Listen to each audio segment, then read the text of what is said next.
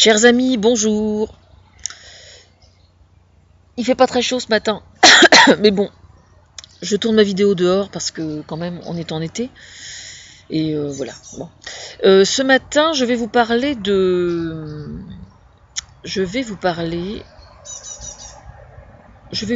pédophilie. Encore une fois, oui. Et vous n'avez pas fini avec moi. Vous n'avez pas fini parce que ça fait partie de mon histoire. Mais il se trouve que je suis capable de m'occuper de bien des choses qui n'ont rien à voir et beaucoup plus amusantes que ça. Mais il se trouve que mon chemin étant ce qu'il est, il y a certaines choses que je suis, je crois, la seule d'une certaine façon à pouvoir aborder. Je signale que j'ai déjà beaucoup travaillé sur le sujet et que beaucoup de choses ont été transmises aux autorités compétentes qui n'apparaissent absolument pas sur Internet, chose que je trouve tout à fait normale. Voilà. Alors, en fait, si je prends la parole ce matin, c'est pour une raison particulière. Il se trouve qu'à toute une histoire, c'était la semaine dernière ou il y a une quinzaine de jours, il y a eu un monsieur, alors je n'ai pas son nom bien évidemment, mais j'ai cherché le lien et j'ai pas retrouvé sur internet. Mais bon, c'était normal, c'était fait pour m'aiguiller sur l'association La Voix de l'Enfant, donc j'y suis allée. Donc je suis tombée sur le site internet de l'association, avec ses différentes actions partout dans le monde, que je trouve super bien foutues, super bien faites. Et sur la vidéo que Carole Bouquet, qui a été faite par l'association au sujet de Carole Bouquet, de son engagement, des motivations, etc. Bon. J'aime beaucoup Carole Bouquet et c'est manquer singulièrement d'originalité que d'avouer une chose pareille pour tout ce qu'elle fait, mais pour ce qu'elle est aussi, quoi, tout simplement. Et pas uniquement parce qu'elle est super canon, je tiens à préciser.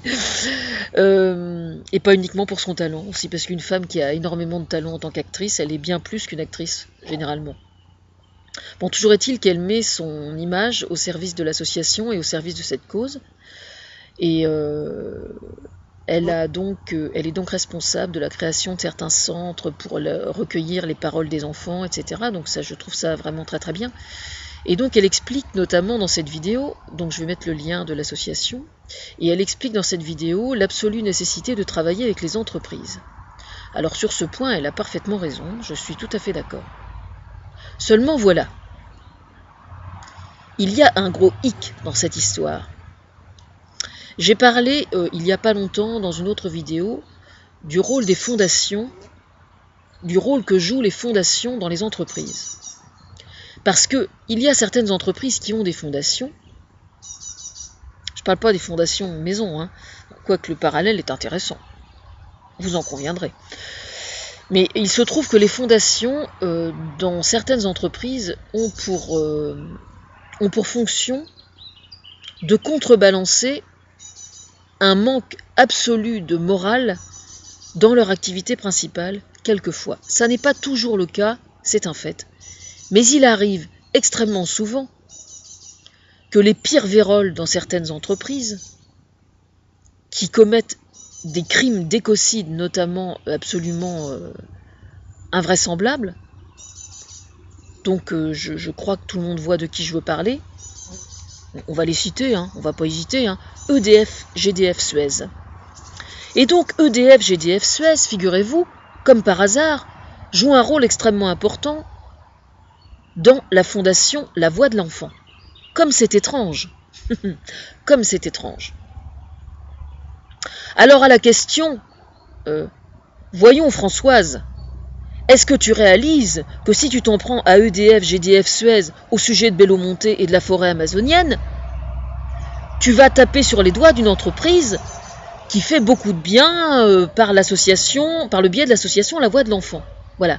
Et là, on touche vraiment au problème de ce que l'on appelle, ce que moi j'appelle le conscience washing. Hein. C'est comme le greenwashing, mais au niveau de la conscience, quoi. Voilà. Alors, moi, je regrette, mais je ne marche pas dans ces combines-là. Voilà.